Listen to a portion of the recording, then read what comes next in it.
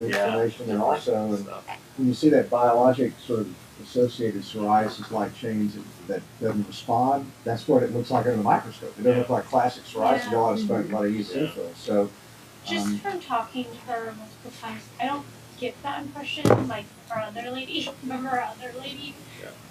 But I don't get that impression. No, she lives. She does live in Dallas, though. No, she lives 2 hours away. she is kind of patient that if you hospitalized, she probably would do well. Perhaps. And just get her in a situation where you know exactly what she's getting. Yeah. You How she's wet rafts and Okay. topical emollients and topical steroids, and you can make sure she's on the stat, get rid of that, maybe bleach baths or something. Yeah. I bet you could turn it around pretty quickly, and then you'd have to just make sure she's compliant on the outside. And you can taper her onto one of the biologics or something like that. I can get started if you want. What's that? I can start if you want. Let's just try to make sure it's all set up. Oh, sorry. Okay. Is it on the internet in here? I'm like putting my Okay. putting Yeah, my let's igloo get wrapping started. That's on some good cases this morning for you guys. Yeah. Well, I didn't see the volunteers.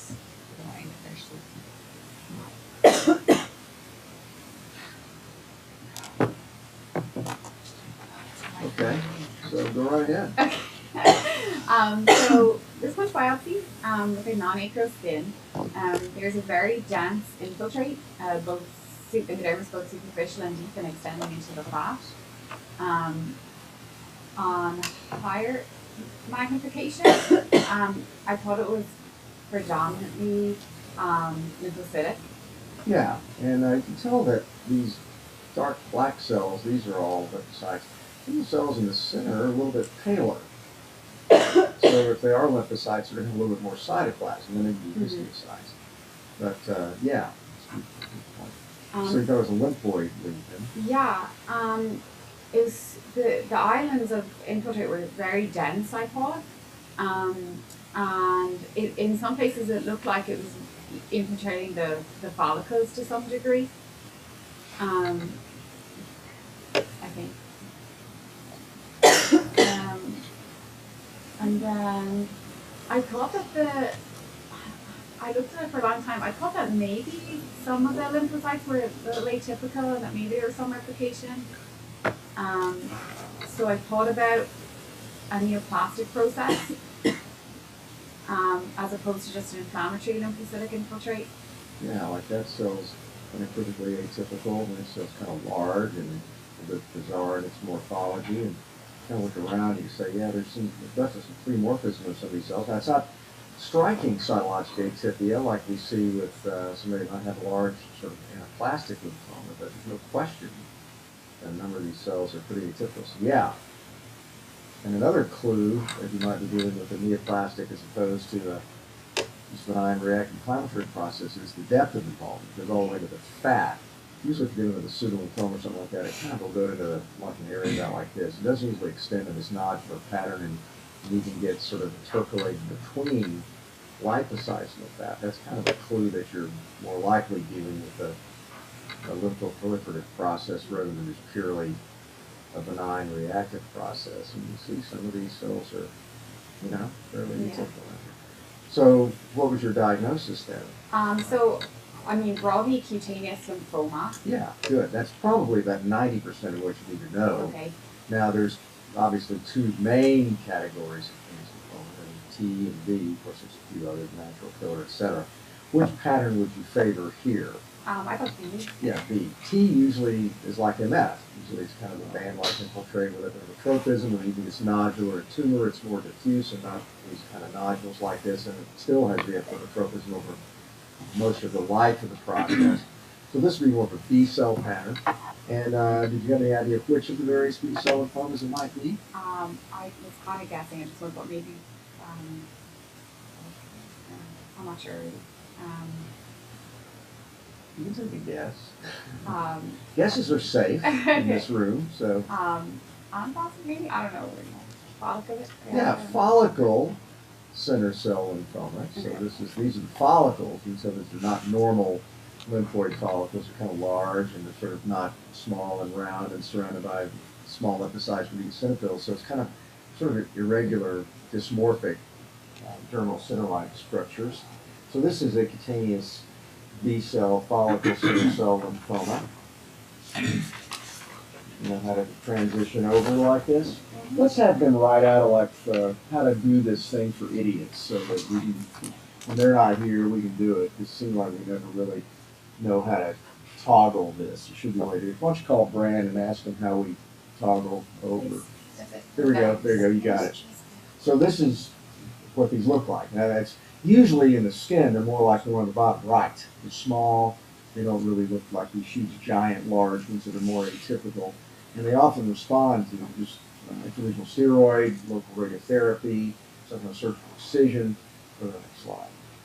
So, this was follicle center cell lymphoma. There's one type that's comprised mostly of small lymphocytes, there's other types comprised mostly of the follicle cells. Next.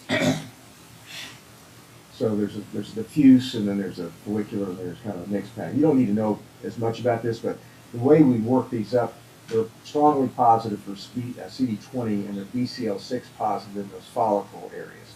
And I like that kind of inside-out follicle kind of arrangement. I think got a photograph that kind of shows that.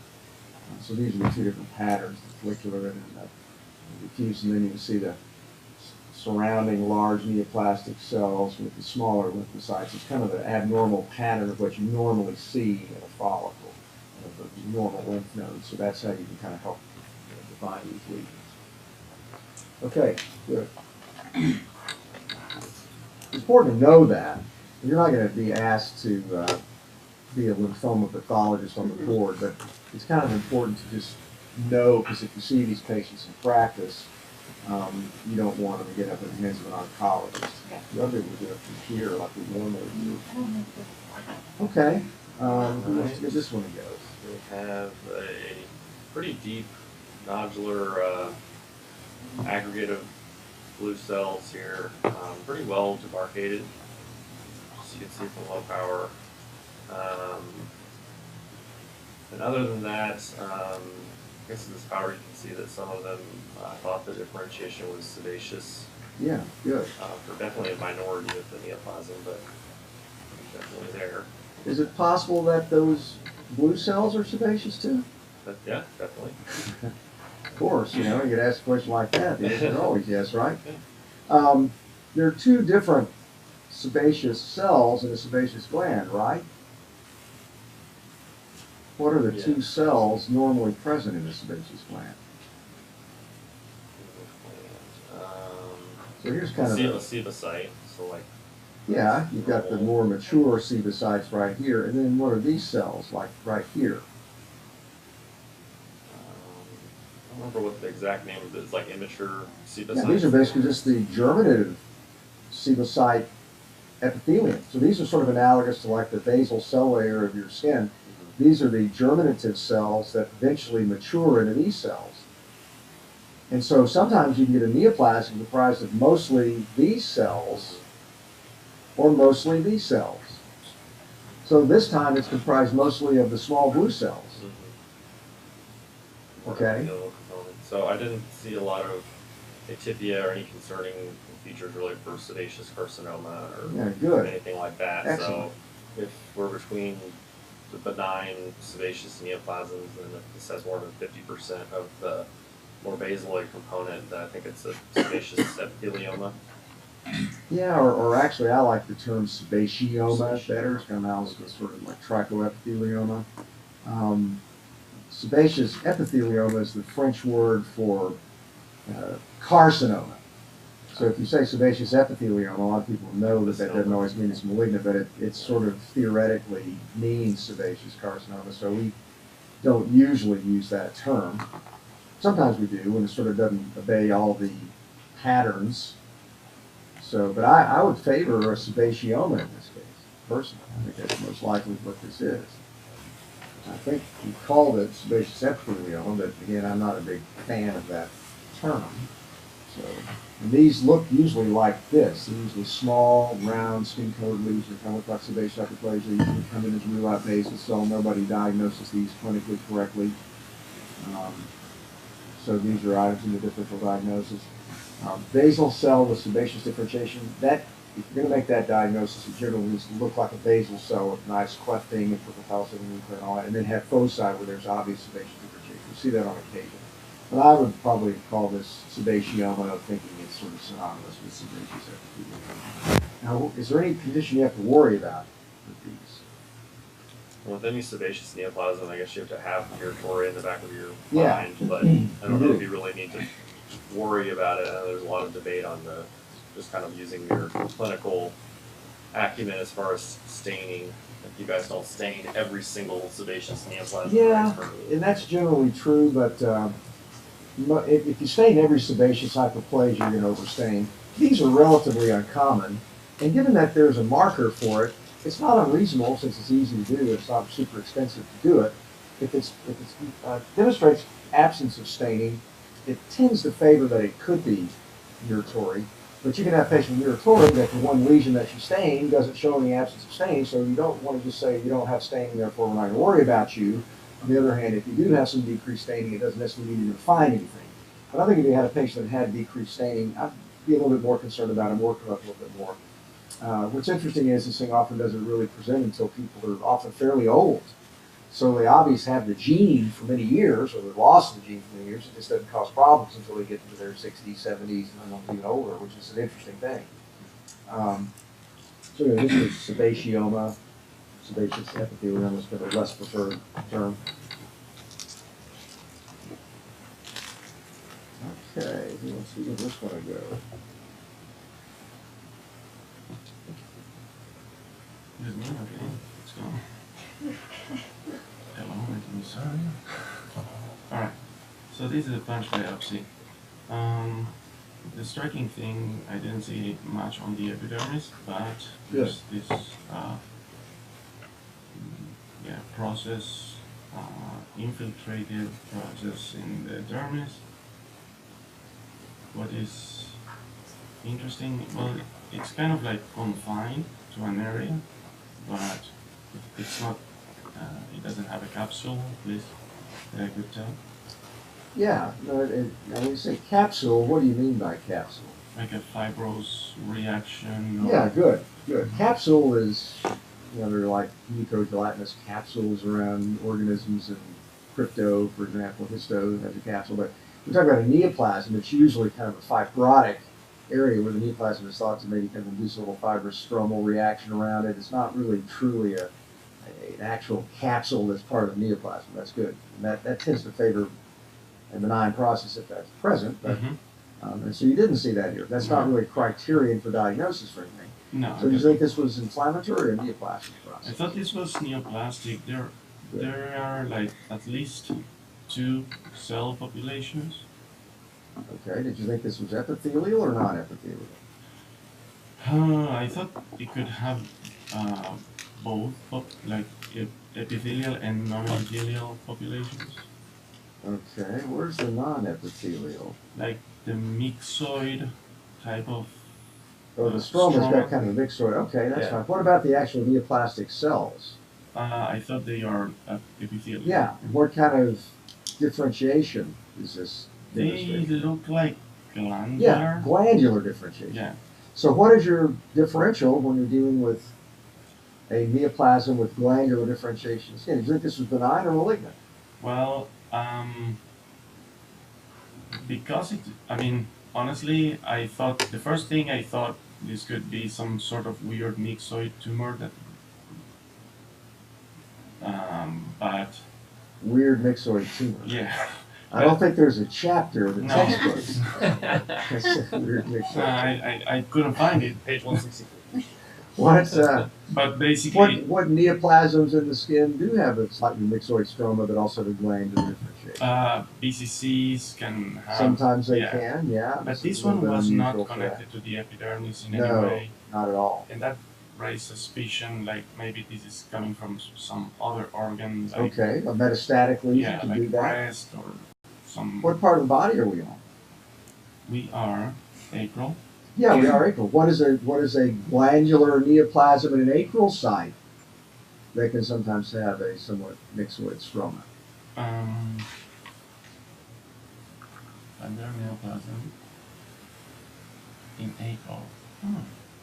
I'm not sure I know the answer for that. You probably do, but you just forgot it temporarily. Okay.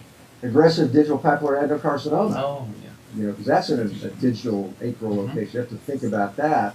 Now, that's not usually a small, round, isolated mid-dermal papule like we see here.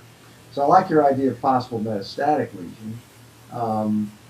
And so in general, when you look at something that seems to be small and symmetrical and well circumscribed at low power, and then you go to high magnification, so you know there's some unusual features to some of these cells, and maybe some mitotic figures, maybe some cells that are polymorphic, maybe there's some apoptosis in some of these cells. So then you start thinking maybe this is a neoplasm that's metastatic neoplasms they kind of break the rule of architectural benignity. It can be small. You get metastatic melanoma, it's like a teensy tiny dot that's metastatic melanoma. So sometimes that metastatic lesions can be small and look symmetrical, they can fool you. So this is not a benign process. So you're right, this is a metastatic lesion. Any idea which cancer might have caused this? No. And this is where you don't have to know the answer. Not really. No. I don't think it's possible to know. It's probably, I would agree. There may be some things that might help you. This happened in this case to be metastatic prostate carcinoma. And you would not have known that from this. And it's interesting that it spread all the way to the person's acral skin. You know, usually metastatic prostate CA occurs like this in the groin. And you get the so-called carcinoma erysipeloides, where you kind of goes down, can be almost a segmental metastatic lesions. What's another presentation of metastatic prostate carcinoma in the skin, besides these nodular dermal aggregates like this?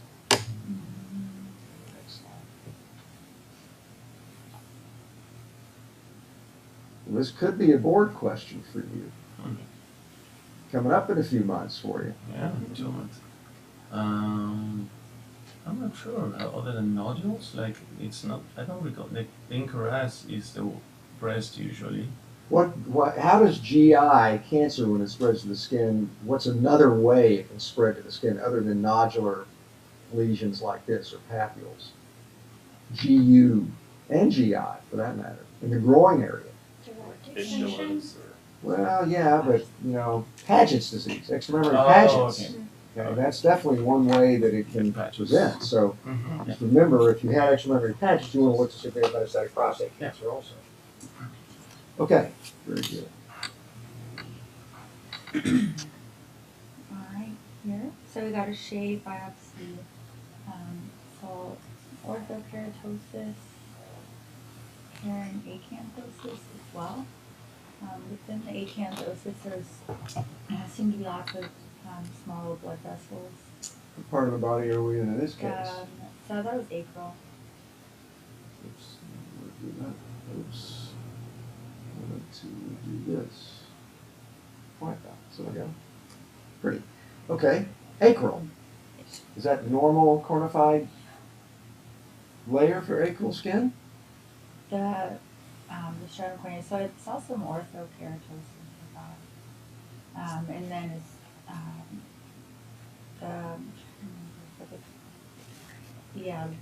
thought there was a granular layer. There is a Trying to remember, I granular didn't layer. write it down. It's not as But intense in this area, is it, as it is over here? If you notice that.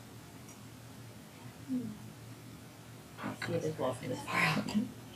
Okay, well, there we go. Yeah. Now I can see it. So granular cell layer, And then the loss of the granular cell layer It's here. not totally lost, but it's definitely not as intense, is it?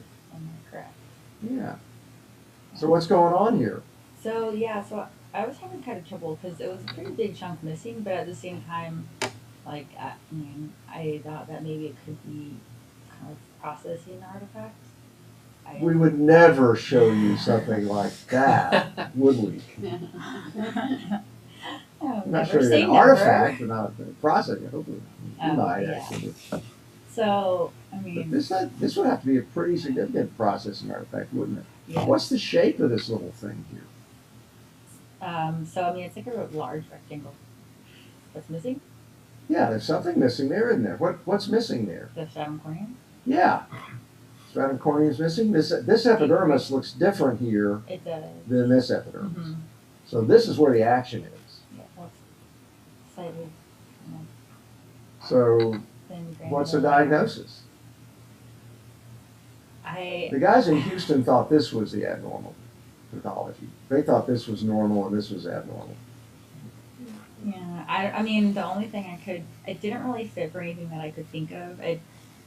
Some of my possibilities, maybe like some super odd chronic radiation dermatitis was the only other thing I could think of. Of course, that But it would would be be on sclerosis April's, of the skin. You use radiation dermatitis on hands, yeah. That's people, radiation technologists that keep their hands on the X-ray ISE machine. bugs.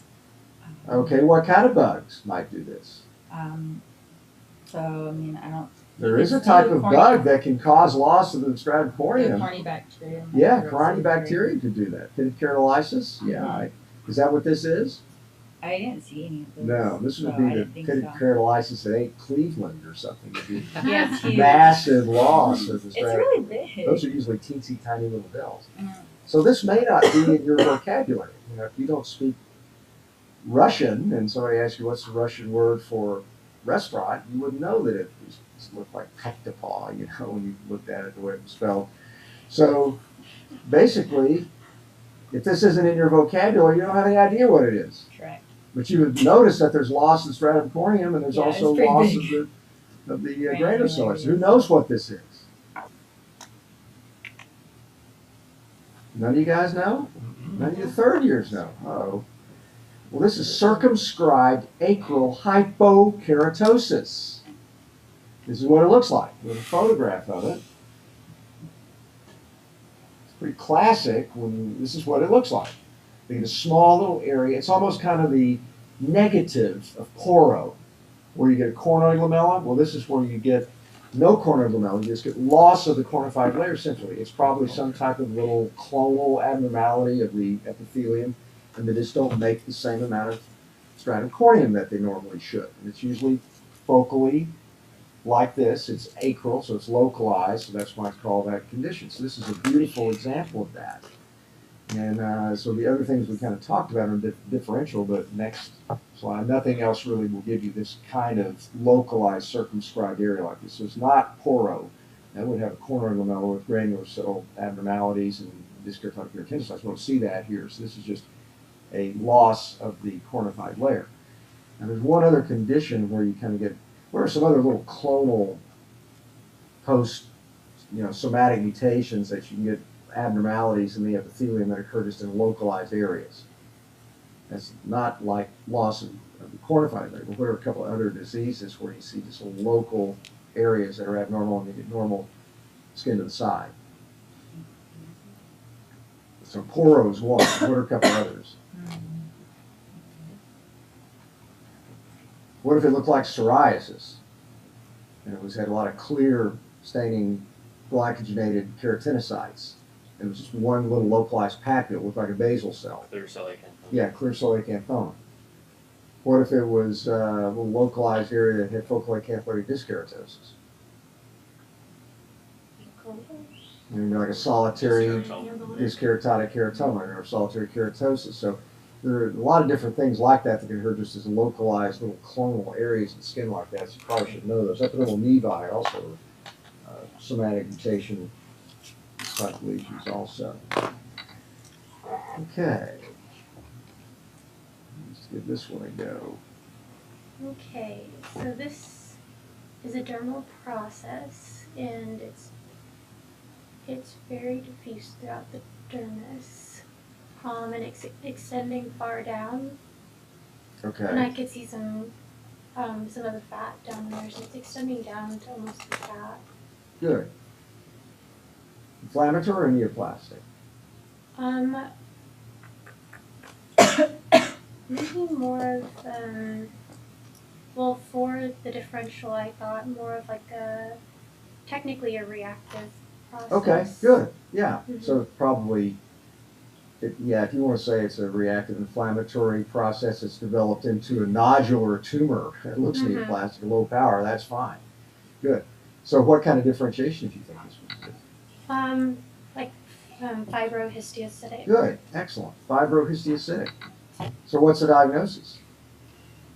I thought that it was a DF, Good. but I was trying to decide because I know that there's a lot of different types of dermatofibromas. There are. Which type was this one? Well, there's a couple of things that I noticed. Like there were areas where there was hemosiderin. Kind of hard to see from here, but I found some areas where there was hemosiderin, but some areas that were also where it looked a little foamy. Yeah, I'd say a little bit foamy. Mm-hmm. Scale of 1 to 10, that's probably about a 10 with regard to foaminess on the size of those cells. So yeah, they're very lipidized. Yeah. So this would be like a cellular dermatofibroma with lipidization. Mm-hmm. There's another type of dermatofibroma where you can see large atypical cells, so-called dermatofibroma with monster cells. Mm-hmm. Those can simulate cancer. This one didn't really have as many of those kind of cells in it. Yeah. So, I guess so hemosideриc or lipidized. Yeah, this one didn't have as much hemosiderin. Now there is a type of sort of aneurysmal hemosiderotic type of DF, but this one is really more kind of just a, more spindle and lipidized version. You can get lots of different things we see in dermatofibromas with osteoclast like giant cells. You get some dermatofibromas can really be pretty atypical histologically. But this one's a nice example of like a cellular DF with lipidization. What part of the body are these most commonly located on? Legs.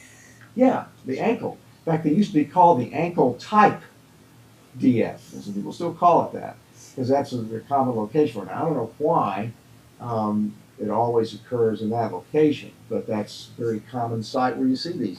Sometimes they can be several centimeters. It's really big. They're still benign.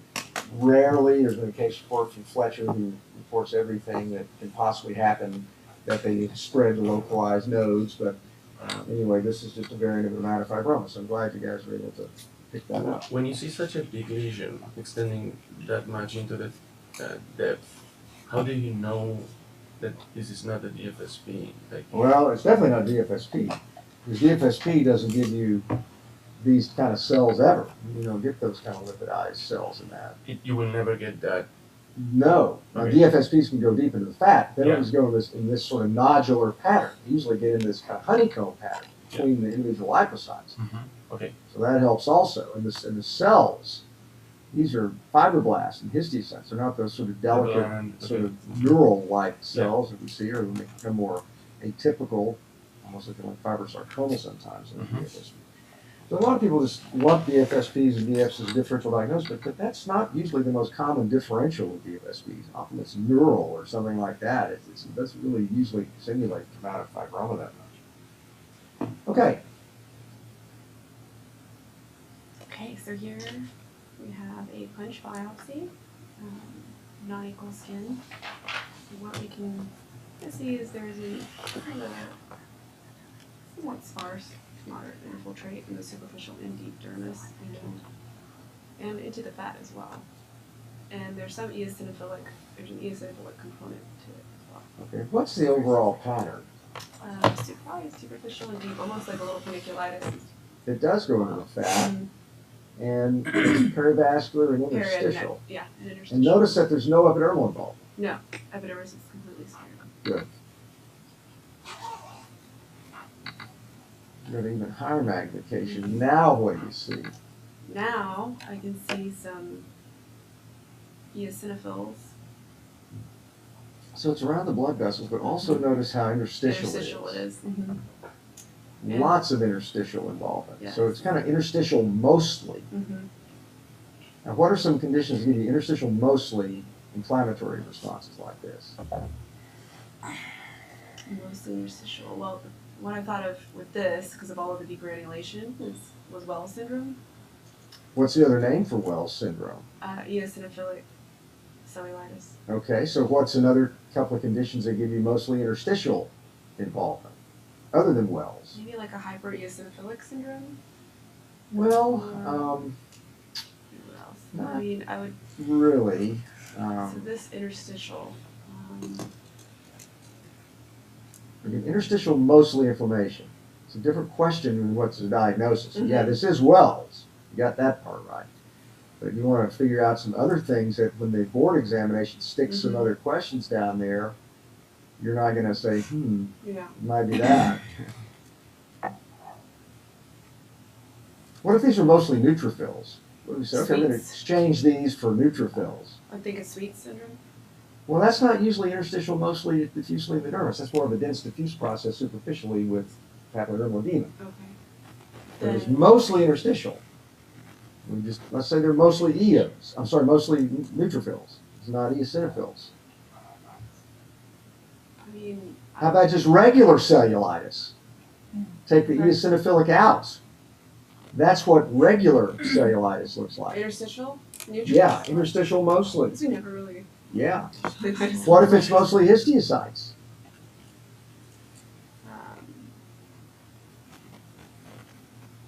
Mostly interstitial histiocytes, and I mean, it could be GA. Yeah, interstitial GA. Good. What if it was somebody that had a periodic relapsing fever and looked at it and had interstitial neutrophils primarily?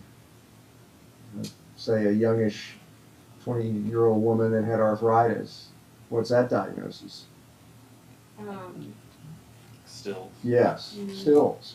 So you need to know the conditions. There aren't that many to give you mostly interstitial involvement. Capsular sarcoma, plaque stage, metastatic breast cancer, interstitial GA, inflammatory morphia, lymphocytes, plasma cells, EOs, early stage disease. So those are also the things that give you mostly interstitial involvement.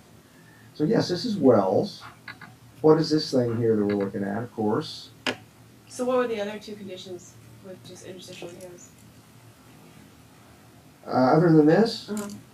a bite can do this. A bite, yeah. Yeah, because we just had a bite yesterday that had like how many flame figures that thing had? 10? So you can get bites with flame figures. Or you get flame figures anytime there's tons of EOs. What about drug reactions? They can do anything. The Can they drugs do can be this too? interstitial mostly, sure. Not usually, but they can. Or carry is obviously interstitial, so these are also things you can get with, and this is Wells. Now, what is a flame figure? What is a flame figure? What are we It's looking at? when the eosinophils are degranulating onto the collagen. Collagen, elastic fibers, and they kind of get degenerated, and then those eosinophilic proteins kind of precipitate on the collagen bundles. And normally eosinophils are thought to be useful for degranulating on parasites and turn it into flame figures. So this is just a situation where it's like attacking the normal collagen bundles and elastic fibers. Let's take a look at the clinical photo. So here you see it, and they're basically just these edematous, usually relatively fixed lesions. I've seen examples of Wells-like fixed or syphilis-like drug reactions too that can look like this sometimes. We saw that a few years ago related to Tylenol, so that's something we can see that on occasion. So Wells, that's what this was. It's a nice example of it. Okay, so just remember the different patterns of diseases that can be interstitial, mostly inflammatory reactions. So why wouldn't that be a bug bite then? Would it because there's Uh, such a predominance Well, of yeah, EOs? no, not that as much as the fact that it's mostly interstitial. It's not wedge-shaped, Okay. so that would favor Okay. Wells more than a bite. Okay, who wants to do this one? So this is a shape biopsy. Okay. Yeah. So there was some compact staph corneum or orthokeratosis.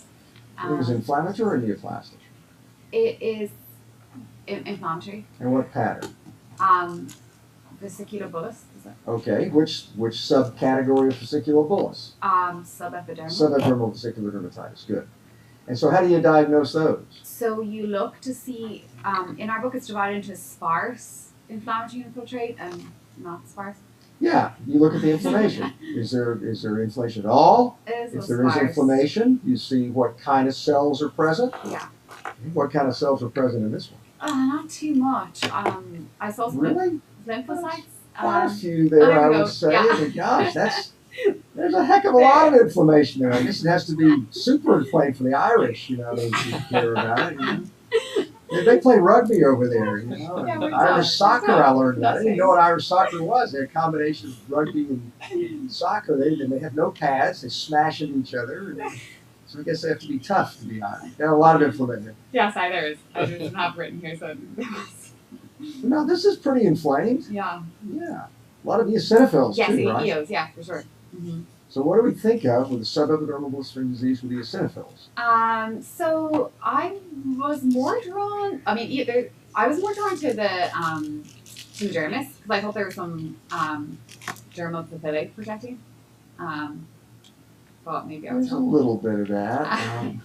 So I thought it was more of that differential. But in terms of eosinophilic, EBA doesn't have EOs. It can, but it's okay. fairly uncommon. What's the most common one that has subepidermal sequeal dermatitis with EOs? PCT can. But that's very rare for that to have EOs. Bullous pemphigoid. Yeah, pemphigoid, by far. That's the most common subepidermal sequeal dermatitis that we get biopsy, by far. It's more common than pemphigus. It's more common than DH. And DH is new. DH is newts, and it can't have EOs if it's late. A little bit later, the EOs come in. So don't say that it has some EOs. It can't be DH. Okay. Okay. And then if you get pemphigoid early, you get spongiosis with eosinophils, like here. Okay, so this is an early urticarial area of the process. So is this bullous pemphigoid? I mean, it looks like it. Yeah, most likely it is. However, there is a histologic identical twin of bullous pemphigoid. I mean, EBA can look similar, right? It can, that's true, but that's less common pattern. But there's one other. Sorry, I'm just going through them in my head. So EBA, DH, PCT. You don't have to go through the entire. I'm just talking about epidermal. I'm just going through them. I don't know what's the name. What if this is a 25-year-old pregnant woman? Oh, gestational. Yeah, pemphigoid gestationis. And that's what this is in this case. It looks exactly like bullous pemphigoid under the microscope. You can't tell it apart. You see the clinical photo. So always think of it. And what's the immunofluorescence pattern that you would see? So you would see IG, not AG. No IG at all. No, okay, none. But what do you see? I'm not sure. Anybody know? C3. Linear complement alone without any immunoglobulin. And there probably is some immunoglobulin that gets deposited. Go to the next slide. And notice that actually on the right, beautiful case, show that back to the right, shows that kind of string of pearls. Go back to the previous slide. The string of pearls morphology on the right, you kind of see with ligna. You get the same kind of thing with this. The umbilicus is almost always involved in this disease. So if you get puff, it's usually not involved. If you get early lesion like on the left, the differential diagnosis might be puff. Because the left is urticarial. The right's got the blisters. But if you see the umbilicus involved, and it's urticarial, think of pemphigoid gestationis or herpes gestationis. Okay, so this next slide is basically what that was. So then you get a lot, you get C3. It's probably because there's a very high avidly complement fixing IgG that deposits in a very tiny amount. You can see it in some cases, but it's really mostly C3 when you look under the microscope. So that's a good example of that. You don't see very much of that, but that's you see it. Okay, next one. All right, so a punch biopsy here. From all these deep follicles, I was thinking this is maybe the scalp. Good, excellent, very good. So we have a decent amount of acanthosis. Good. There is kind of a sparse, superficial Good. infiltrate, perivascular, and then there is some parakeratosis. Good. Strong volume there. And then I noticed in this one there is a pretty distinct loss of the granular layer. Yeah, it is lost in some areas, Considerably especially diminished. right over beneath the areas where there's some parakeratosis. There might be a couple of polys in here, not too many, but notice these are mostly kind of mounds of parakeratosis. And then, let's see if we can look at this other piece. Where is this little mound of parakeratosis? Right over the shoulder of Yeah. the So what's the diagnosis? so subdermal. or something like subderm pseudopsoriasis. Yeah, this looks pretty good for sebderm. I mean, it's a little bit more psoriasiform than usual, but this is very nice example of sebderm. Now, what's this pattern? What are we looking at right here? Let's see. What's the histologic reaction pattern Oh, right some here? spongiosis. Some spongiosis. So you can see some spongiosis in sebderm. Just like that case last night that you guys presented had spongiosis and psoriasiform hyperplasia. You can see some spongiosis in sebderm. So it doesn't mean that they have allergic contact dermatitis or anything like that. So this is pretty good for sebderm. If you want to say, well, there's a little more psoriasiform hyperplasia than usual, therefore it's sebopsoriasis.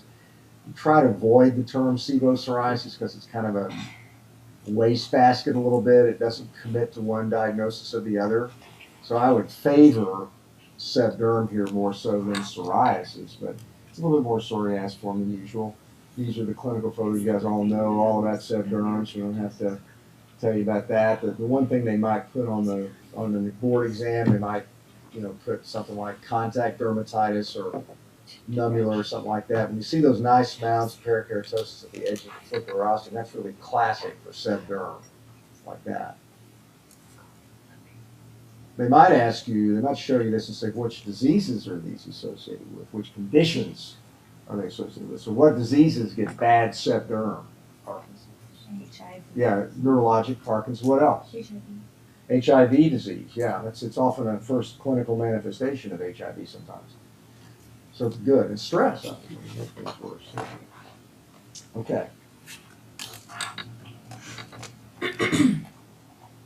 Alright. Here's another bone biopsy. Okay.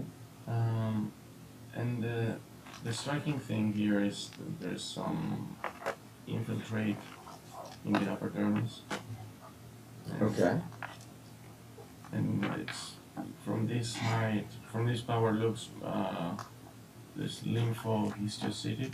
Yeah. Is it more lympho or more histio? More histio. Yeah, good. So what do you say at low power? So it looks like a granuloma Good. process. Probably granulomas. Excellent. Very good. So you look low power. And obviously you're not going to make a definitive diagnosis there unless you're really a dermatopathologist, but you say, okay, granule. So that's going to help you. You're going to higher magnification because then you're going to narrow it down. You're not going to be thinking about spongiotic dermatitis. Exactly. So you close those doors. Mm-hmm. So we're talking about granulomatous inflammation. What pattern of granulomatous inflammation? 5 patterns, right? Yeah. So I'm going to ask you to name all 5 of them this morning. There's millions of people listening to this online right now. So basically, Which pattern is this one? I mean, it looked in a way sarcoidal when I saw This it. one kind of did at first, I agree. Yeah. When you look at this one, it looks like a little sarcoidal nodule in a way, Yeah. but if you look a little more carefully, you can see there are also some of Yes. these cells that are between and among the collagen bundles here. And then you look at this other half. Yeah, and this one looks more interstitial. Yeah, more.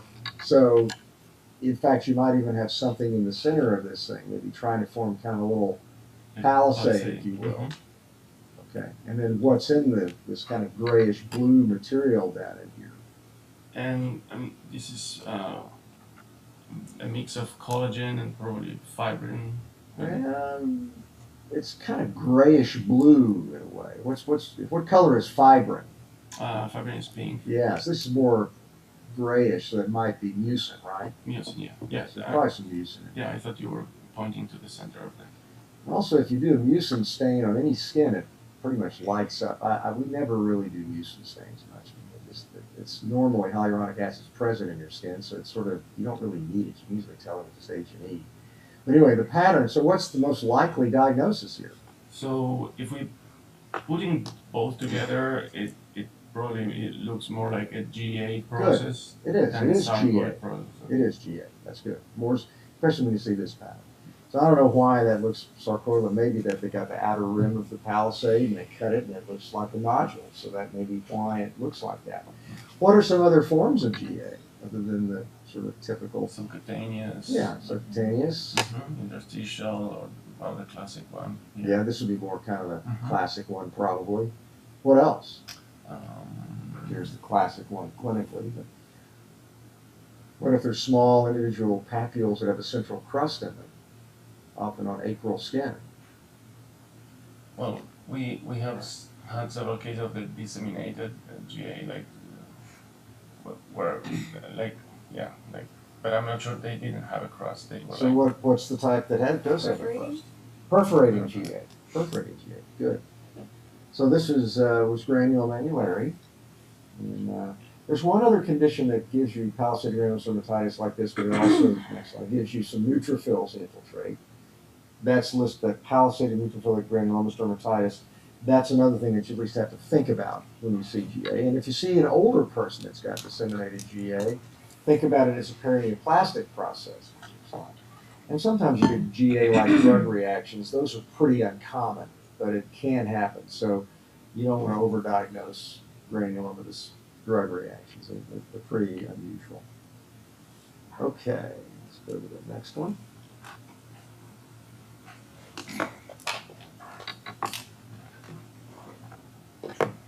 All right, nice example of this. Yeah. So this was kind of at first glance, it was kind of interesting to me. Good. This is super, super, super dense dermal infiltrate. Good. So dense diffuse dermatitis. Good. So it looked like it was neutrophils. There were neutrophils It's kind of infiltrate. hard Good. to tell. And A lot of polys actually when you go to high magnification. and then also that so what got to me too was the fibroblasts. I thought they were kind of haphazardly arranged. Almost some of them like onion spinning. Good. Around some of the blood vessels, you see some of these fibroblasts seem to be kind of forming these sort of concentric areas around the blood vessels. That's important.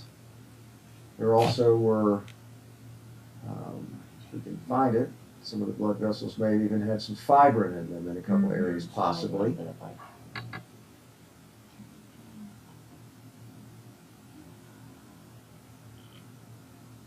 So what was your differential? So I kind of, after like flipping through this book a bunch of times, I'll be honest. So at first, like I was thinking maybe like, on first glance, like DF, just like looking at it at low power, but then when I actually got in, like looked in it and looked at the type of cells involved, I started to kind of think back towards like maybe kind of vasculitic disease. Okay, what kind of vasculitic disease? So I mean, it's possibly a little aspect of LCD, but not the rest of it. So I know like sometimes there's like a spectrum of like the, like on for EED. It's one of EED. What is that? the erythema elevatum diutum. Diutinum? Yeah. Diutinum. Good. What is that condition? So it can be associated with RA, but also can be associated with like other infections. Yeah, strep can do it. What other conditions are associated with it? The HIV. Yeah, HIV like infection. IgA can do it. gammopathy. Reported a few of those a few years ago. IgA gammopathy, yeah, absolutely. So if you have this disease, you want to make sure they don't have anything else going on. What do these generally look like clinically? So they're like kind of these papules like on the extremities, usually not on the face. Yeah, they're usually like near joint spaces, acral sites. Commonly, you notice this is on acral skin. There are often nodules in that area. And they can start off as palpable purpura in some cases, just like regular leukocytoclastic vasculitis. They can end up with these nodular lesions. Good. Next slide. What is the histologic identical twin of this process?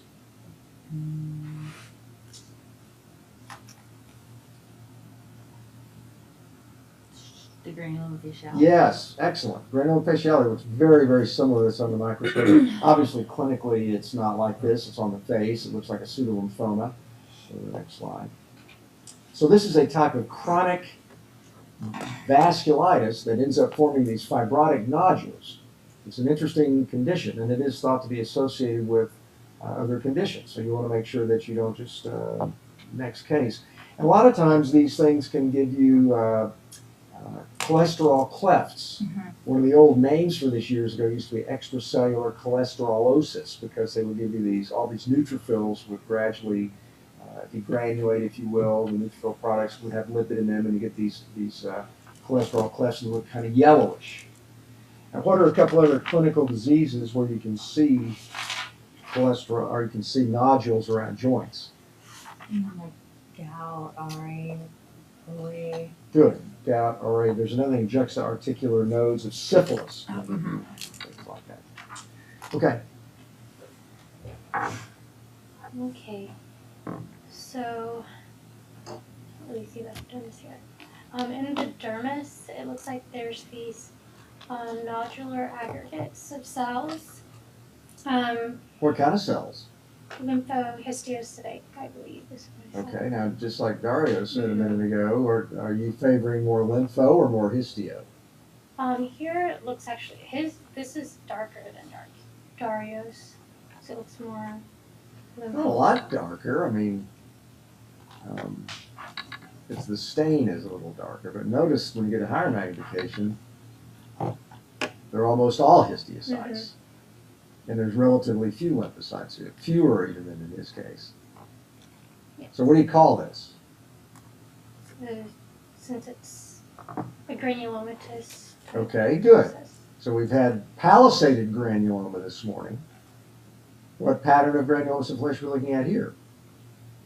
Maybe more like sarcoidal. Sarcoidal. Excellent. So what's the most likely diagnosis? You could think of sarcoid. Yeah, you usually think of sarcoid. Good. So that's probably what this is. Now there are a couple other conditions that give you sarcoidal granulomatous dermatitis that are not sarcoid. What are those? Like an infectious process. Which one? Leprosy. Which form of leprosy? That's the tuberculosis. Yeah, good. The tuberculoid form of leprosy gives you sarcoidal granulomatous inflammation. Involves nerves, it's elongated. Very good, that's exactly right. What else can give you sarcoidal granulomatous inflammation?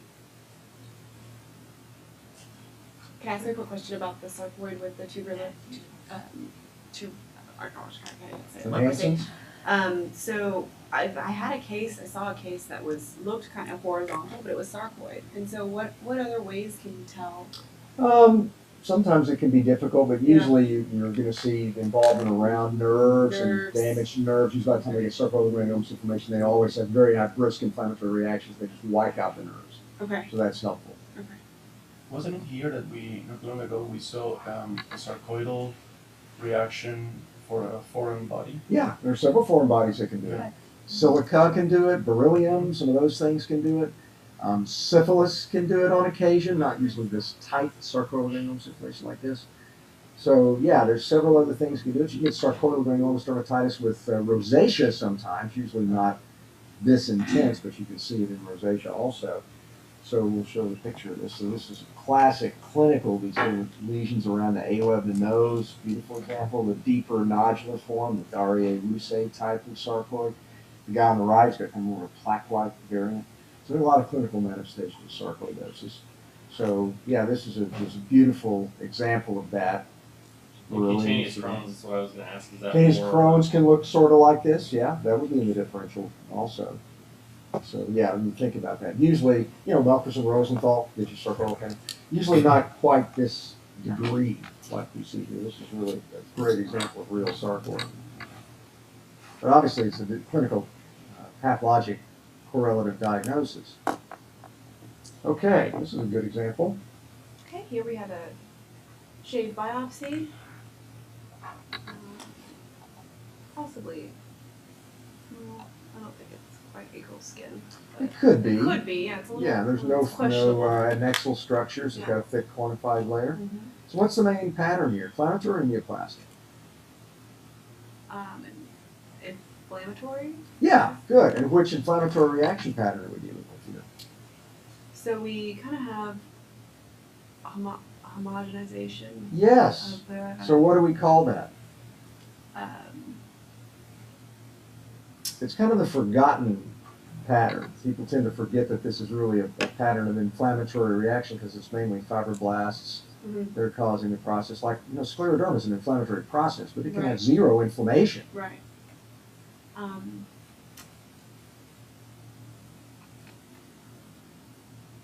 So this would be the sclerosing and fibrosing pattern. Yeah. And this is mostly fibrosis or sclerosis here? This is mostly sclerosis. Good, sclerosis. There's no fibroblasts. There's No. homogenization of collagen bundles. There's all There's this. very few scattered little stellate fibroblasts. Yeah, good. So what's the diagnosis? It's chronic radiation. Yeah, chronic radiation dermatitis. This is probably from the radiation. Now, it looks like solar elastosis. There may be some solar elastosis also. But if you radiate somebody's skin, they get elastotic material also. So UV is not the only thing that causes that. You can get solar elastosis. You also get radiation-induced elastosis. So this is chronic radiation dermatitis in this case. You get telangiectases. Sometimes the blood vessels can be kind of bizarre and irregular also, just like the fibroblasts can be stellate and irregular and bizarre. So I don't remember what this patient had while they were radiated, but this was chronic radiodermatitis. And they often get this kind of poikilodermatous area like you can see here. You can get this from patients that get fluoroscopy. They can get it there too. So it's not only related to like orthovoltage radiation or electron beam, you can get it with other things also. So just remember these histologic findings, pretty straightforward. Okay. This one's kind of, this one you probably wouldn't have on the board, but we'll show it to you anyway. Great. Okay, so this is a little tricky. Superficial shave biopsy. There's a lot of hyperkeratosis, and in the dermis there were some interesting changes. On higher power, I noted that I thought that they were almost sebaceous kind of looking, but that didn't really fit with anything. I thought maybe it was maybe foreign substance or something like that. What does this part look like right here? That almost looks like that one there almost looks like a cornegonella or something. Well, this looks like just an actinic keratosis. Yeah, it does actually. Yeah. And then you've got all this other stuff over here. Mm-hmm. Does this look like normal looking? No, No, it's not. it's not. Then there's some vasculature amongst this. I thought there were some vessels within that too, I think. But yeah, no, I wasn't too sure what this was. This is basically just an artifact. It's freeze okay. artifact. Ah. Freeze artifact, and the patient had solar keratosis that was submitted. It's probably freezing of the tissue when it was submitted. It may have been taken when the time was really kind of cold. This wasn't freezing from liquid nitrogen, because that would have damaged the epidermis up here. That gives you balloon degeneration, like that. So this is probably just freezing when it was sent by mail or whatever. It was really cold outside. Oh, So the you don't- actual tissue, not the person. You don't have Rather to. be alive. Probably don't have to Right, know I this definitely one. thought But it just, was we thought it was kind of interesting to show you. So they won't put that on. No. Okay, so anyway, that was just an example of that. I don't know any clinical photos of what that looks like. That was just where the thing was submitted. So the DERMPATH guys might have to know that, but you don't have to. But this one you probably have to know. Alright, so the shave biopsy here, it's like non-ankle skin, volar skin. Just right off the bat, I noticed almost the whole biopsy, there's full thickness necrosis, epidermal necrosis. What kind of epidermal necrosis would you call that? I'd say it's pretty huge, but there is also edema. Yeah, where's the edema? Mostly like mid and subepidermal. Some of the subepidermal, but notice there are also these individual keratinocytes are edematous. There's fluid inside the keratinocytes. So what do we call that? It's not really spongiosis, but Exactly, it's not spongiosis. It's the other process where you get intracellular vesiculation. Notice these little pink structures here inside those cells. So not true disc keratosis, but If you take your kids to the amusement park, what do they always want to buy? They always want ballooning. ballooning degeneration. I was like, God damn. Ballooning degeneration. So what diseases give you ballooning degeneration? Viral disease. Viral diseases. And which ones like to give you diffuse ballooning like this over a broad front with a relatively dense infiltrate, denser than this usually, with papillodermal edema? like HSV, VZV. Well, those usually give you acantholysis also and multinucleation, right? Yeah. So which ones like to give you ballooning without acantholysis or multinucleated cells, but do give you these pink eosinophilic inclusions? Maybe like Coxsackie, your hand, foot, and mouth. Yeah, that's in the differential. There's one other family that even gives you more fluoride.